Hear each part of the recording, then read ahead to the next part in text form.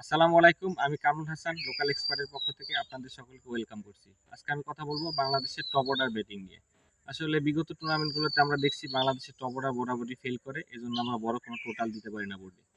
তো এবছর টপ অর্ডারে আছে আমাদের সৌম্য সরকার এবং তানজিদ হাসান তামিম।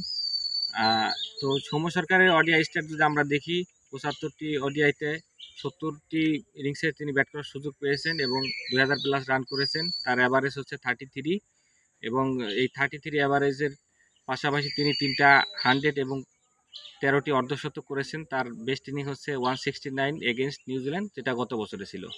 এর পাশাপাশি যদি তানজিদ তামিমের ওডিআই ব্যাটিং স্ট্যাট আমরা দেখি, 21টি ম্যাচের মধ্যে 20 ইনিংসে ব্যাট করার সুযোগ পেয়েছেন এবং সেখানে 400 প্লাস রান করেছেন এবং তার অ্যাভারেজটা একটু কম, 20 প্লাস, এবং তিনিও 3টি অর্ধশতক করেছেন।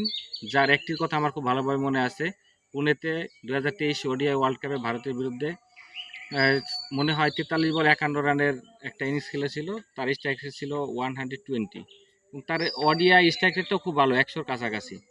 তো আশা করি এই টুর্নামেন্টে তিনি ভালো কিছু করতে পারবেন। এর পাশাপাশি আছে আমাদের ব্যাকআপ ওপেনার পারভেজ হোসেন ইমন, যিনি লিটন দাসের পরিবর্তে চান্স পেয়েছেন। যদিও তার এখনও ওডিআই ডেবু হয়নি, কিন্তু বিপিএলে তার পারফরমেন্স সন্তোষজনক ছিল। আশা করি তিনি সুযোগ যদি পান তাও ভালো কিছু করতে পারবে।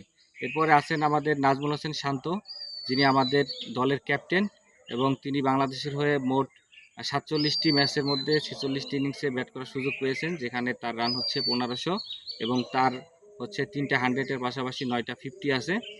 তো তিনি আমরা জানি যে খুব ভালো ব্যাটিং করে থাকেন। তো এই হচ্ছে আমাদের টপ অর্ডার। যদি টপ অর্ডাররা ভালো কিছু করতে পারে তাহলে বাংলাদেশে আইসিসি চ্যাম্পিয়ন্স ট্রফিতে ভালো কিছু করতে পারবে। সবাই ভালো থাকবেন, ইনশাল্লাহ।